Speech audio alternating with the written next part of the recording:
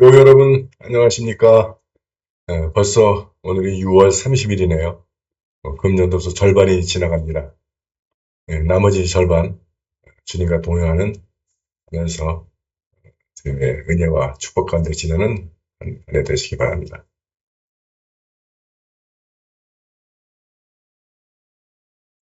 오늘은 요한복음 5장 1절에서 10절 말씀, 벳사다 목가의 환자에 대한 이야기입니다. 제가 읽겠습니다.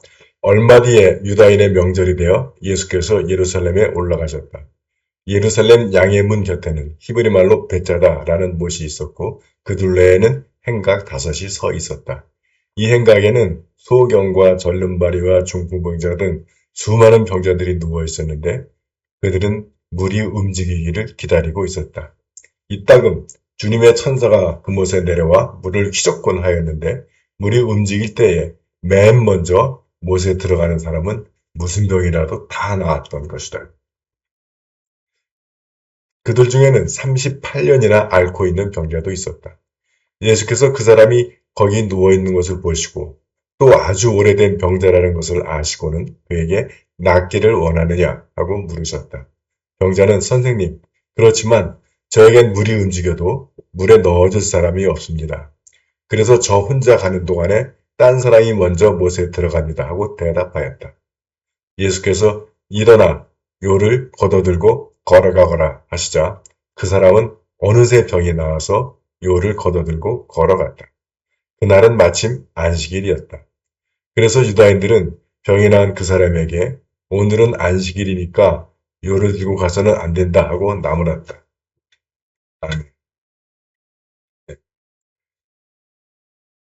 관찰 무엇이 쓰여 있는가? 벳자다 목가에 몰려있는 병자들, 5행각에 가득 차도록 몰려있는 거죠. 그 사람들은 다 이따금 천사가 물을 휘저으면 맨 처음 들어가는 사람만 치유돼서 자기들이 맨 처음 들어가려고 거기 와서 버티고 있는 거죠. 38년 된 병자가 등장하는데 이 사람은 스스로 들어갈 힘도 없고 도와줄 사람도 없고 그러니까 제일 먼저 들어갈 수 있는 사람은 스스로 들어갈 힘이 있든가 아니면 누군가 넣어줄 사람이 있는 사람만 들어가는 거예요. 예수께서 낫기를 원하느냐 하고 물어보시죠. 아니 38년 동안 누워있는 병자한테 이건 말이라고 하는 거야? 근데 이 질문이 정말 중요합니다. 그래서 이제 이 환자가 나니까 문제는 뭐냐면 유다인이 등장하는데 이 사람들이 환자의 치유보다 안식일이 침해되는 걸 더 걱정해. 그래서 안 된다는 거예요. 오늘은 너 자리 걷어들고 가면 안 된다. 그냥 누워 있어라. 이게 정말 말이 되는 건지. 자, 벳자다라고 하는 이름은 자비의 집, 은혜의 집이라는 뜻이랍니다. 그냥 언어학적으로는 올리브의 집이라는, 올리브 역시 성령, 기름을 의미하는 거죠.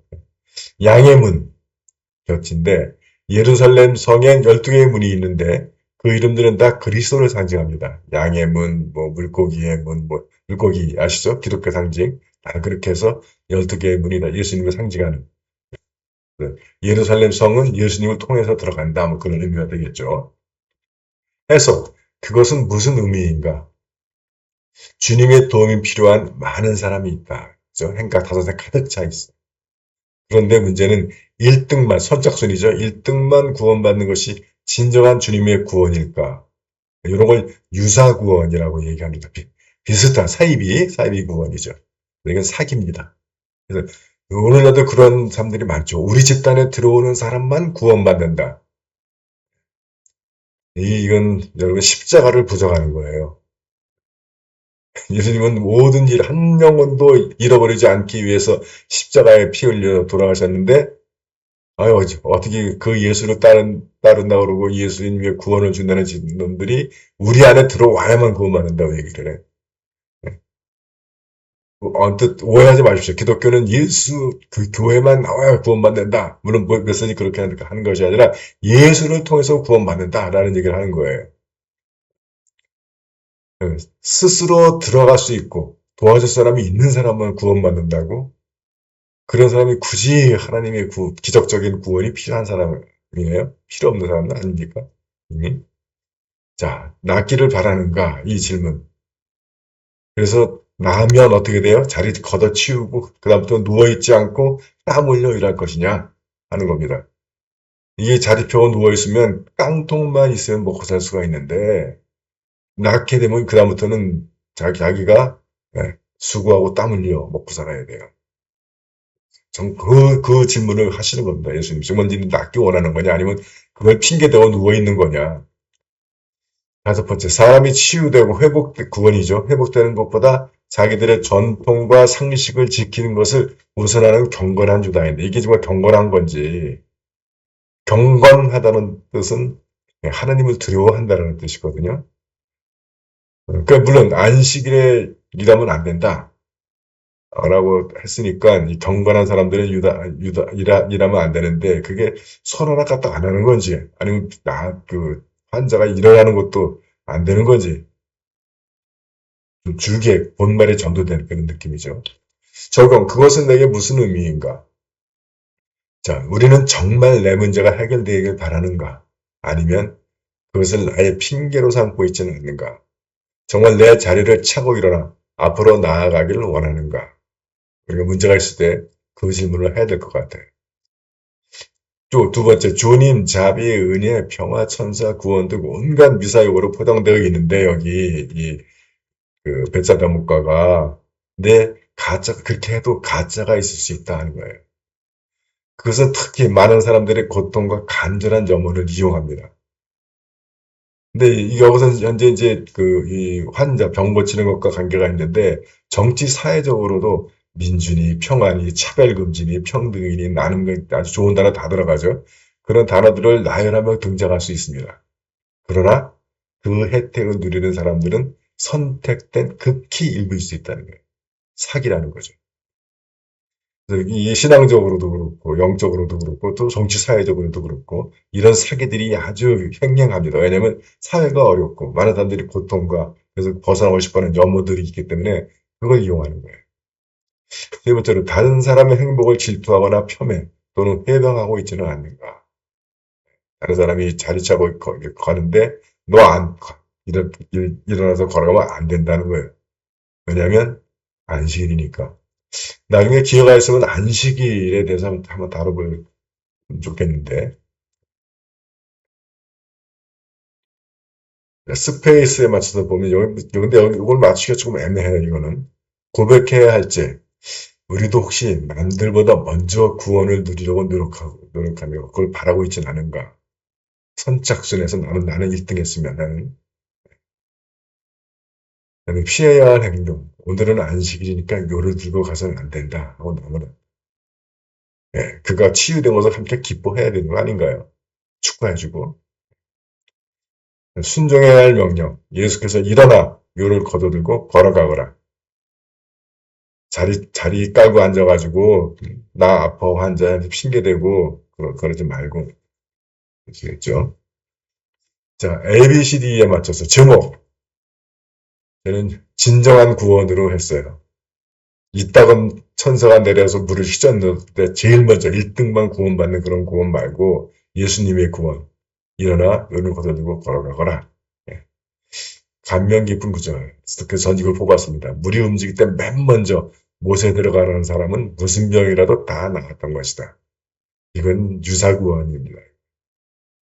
이 따금 천사가 내려와서 물을 움직이며 맨 먼저 못에 들어가는 선착순 1등만 병이 났고 나머지 다 병 안 되는 건데 선착순으로 들어가려면 몸이 건강해야 되잖아요. 잘 뛰고 아니면 그 수정 부는 사람이 많아가지고 물이 움직인다라면 탁 들어서 확 던져줄 사람이 있어야 된다는 얘기 아니에요.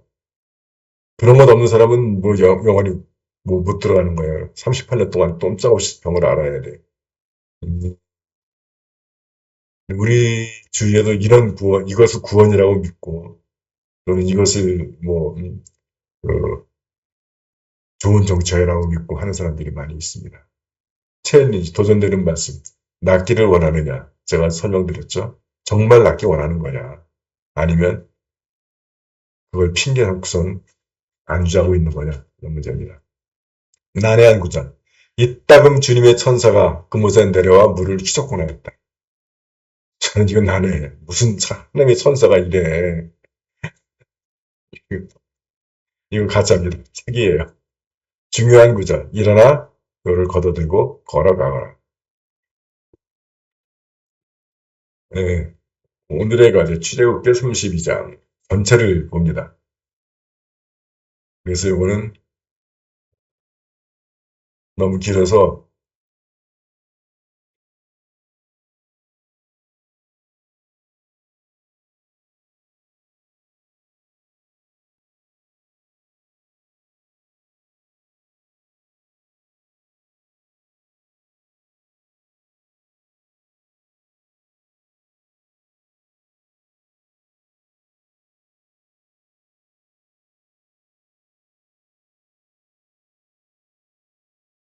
출애굽기 32장.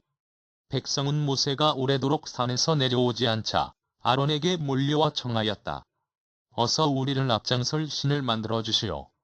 우리를 이집트에서 데려온 그 어른 모세는 어떻게 되었는지 모르겠습니다.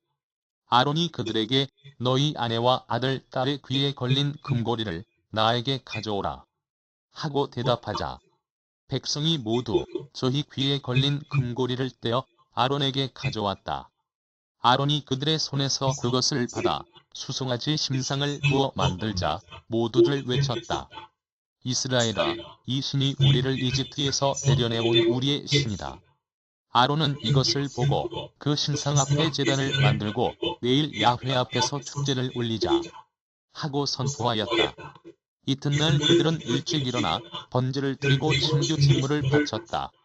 그리고 나서 백성은 앉아서 먹고 마시다가 일어나서 정신없이 뛰놀았다. 야훼께서 모세에게 말씀하셨다. 당장 내려가 보아라. 네가 이집트에서 데려내온 너의 백성들이 고약하게 놀아나고 있다. 저들이 내가 명령한 길에서 저다지도 빨리 벗어나 저희 손으로 부어 만든 수송아지에게 예배하고 제물을 드리며 이스라엘아, 이 신이 우리를 이집트 땅에서 데려내온 우리의 신이다 하고 떠드는구나. 야훼께서 계속하여 모세에게 이르셨다. 나는 이 백성을 잘 안다. 보아라, 얼마나 고집이 센 백성이냐? 나를 말리지 마라. 내가 진노를 내려 저들을 모조리 쓸어버리리라. 그리고 너에게서 큰 백성을 일으키리라. 모세는 그의 하느님 야훼의 노기를 풀어드리려고 애원하였다. 야훼여, 당신께서는 그 강하신 팔을 휘두르시어 놀라운 힘으로 당신의 백성을 이집트 땅에서 데려내 오시지 않으셨습니까? 그런데 어찌하여 이 백성에게 이토록 화를 내시옵니까? 어찌하여 아하, 그가 화를 내어 그 백성을 데려내다가 산골짜기에서 죽여 없애버리고 땅에 씨도 남기지 않았구나 하는 말을 이집트인들에게서 들으시려 하십니까? 제발 화를 내지 마시고 당신 백성에게 내리시려던 재앙을 거두어 주십시오. 당신의 명예를 걸고 너의 후손을 하늘의 별처럼 많게 하고 내가 약속한 이 땅을 다 너의 후손에게 주어 길이 유산으로 차지하게 하겠다 하고 맹세해 주셨던 당신의 종 아브라함과 이사학과 이스라엘을 기억해 주십시오. 이 말을 들으시고 야훼께서는 당신의 백성에게 내리겠다 하시던 재앙을 거두셨다. 모세는 두 증거판을 손에 들고 돌아서서 산에서 내려왔다. 그 두 판명면에는 글이 새겨져 있었다. 이쪽에도 저쪽에도 새겨져 있었는데 그 판은 하느님께서 손수 만드신 것이었다. 그 판에 새겨진 글자도 하느님께서 손수 새기신 것이었다. 백성들이 떠드는 소리를 듣고 여호수아가 모세에게 말하였다. 진지에서 들려오는 저 소리를 들으니 전쟁이 터졌나 봅니다. 모세가 말을 받았다. 그것은 승리의 노래도 아니요 패전의 곡성도 아니다. 나 듣기에 저것은 화답하는 노랫소리다. 모세가 진지에 가까이 이르러 보니 무리가 수송아지를 둘러싸고 춤을 추고 있었다. 모세는 격분한 나머지 손에 들었던 두 판을 산 밑에 내던져 깨뜨렸다. 그는 그들이 만든 수송아지를 끌어다가 불에 태우고 빻아서 가루를 만들어 물에 타 이스라엘 백성에게 마시게 하였다. 모세가 아론을 나무랐다. 이 백성이 당신을 어떻게 했기에 당신은 그들이 이토록 큰 잘못을 저지르게 하였소? 아론이 변명하였다. 우리의 영도자여, 노여워 마시게. 이 백성이 얼마나 악에 젖어 있는지 당신도 잘 알지 않는가? 그들이 나에게 와서 우리를 이집트 땅에서 데려내온 그 어른 모세가 어떻게 되었는지 모르겠다고 하면서 우리를 앞장서 인도할 신을 만들어 달라고 조르더군.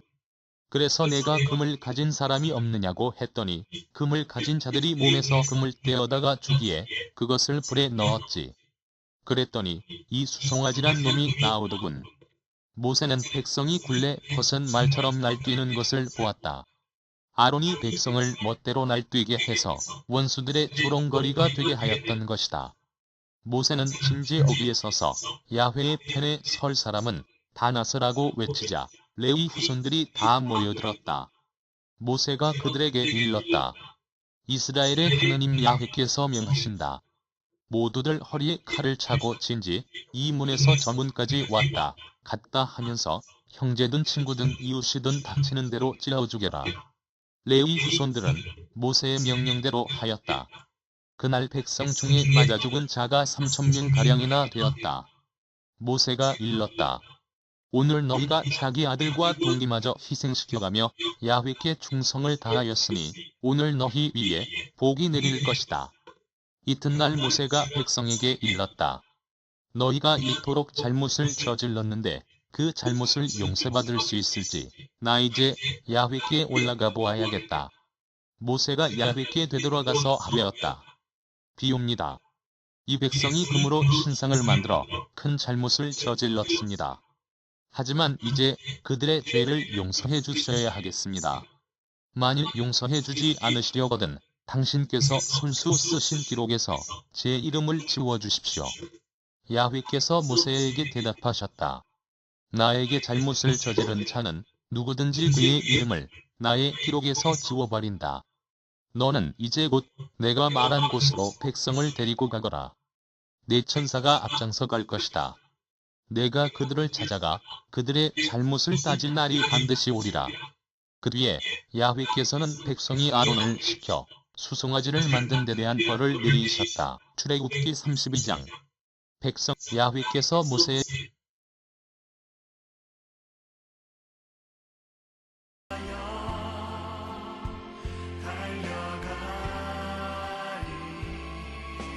예, 이스라엘 백성이 금송아지 만든 이야기입니다. 한 장 전체를 보니까. 그래서 할 얘기도 많을 것 같아요. 많이들 좀 모아보시고 이렇게 나눴으면 좋겠습니다. 예, 여러분들 수고하셨습니다.